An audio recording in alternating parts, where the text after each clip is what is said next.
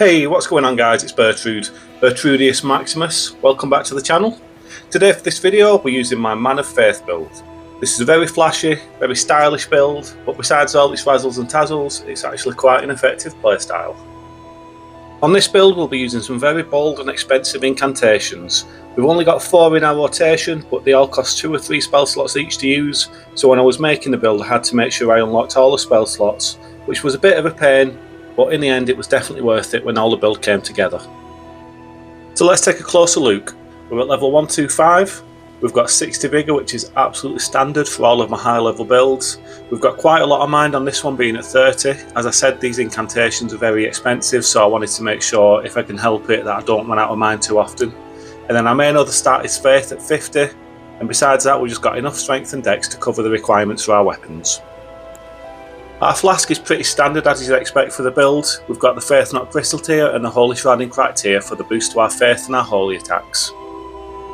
So let's move on to our weapons. These are very important for the build and they really pull the playstyle together. Initially we've got Dual Blades of the Calling. These do surprisingly good damage, although daggers can be a bit tricky sometimes at this level. However, they have an excellent long range Ash of War that really contribute to the playstyle of the build. Then in our offhand we have the Halo Scythe. I've really started to enjoy scythes in general lately, but again it's a long range Ash of War in this weapon that makes it such a good fit for the build. Now let's take a look at our incantations. As I mentioned earlier, we're using some big expensive options, and I would say that a couple of them are quite high risk, high reward. First off, we've got Death Lightning. This hits really hard and it's a spell I turn to when I need that big burst of damage at close range.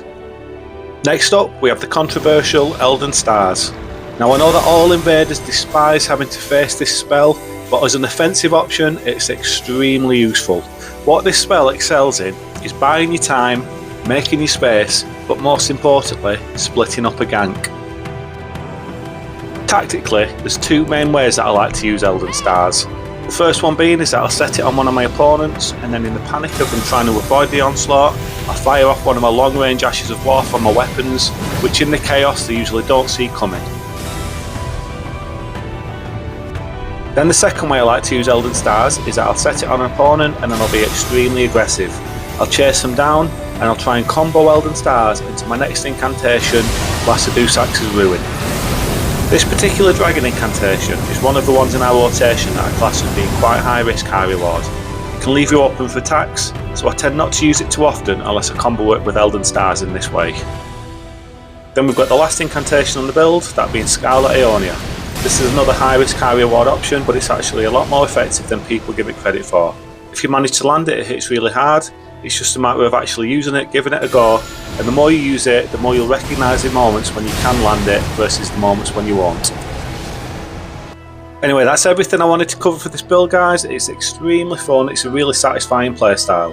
But before we get into it, I want to give a shout out to Ice Cold Brew. He's a friend from the Xbox Discord, and I actually co-invaded with him on the first invasion on this video. This type of thing doesn't often happen, so as you can see, once I realised it was him, I got pretty giddy, hence all the bobbing and waving and shouting. So that's enough from me guys, I'll shut up talking, you guys get your feet up, relax, get yourselves a cup of tea and enjoy the video.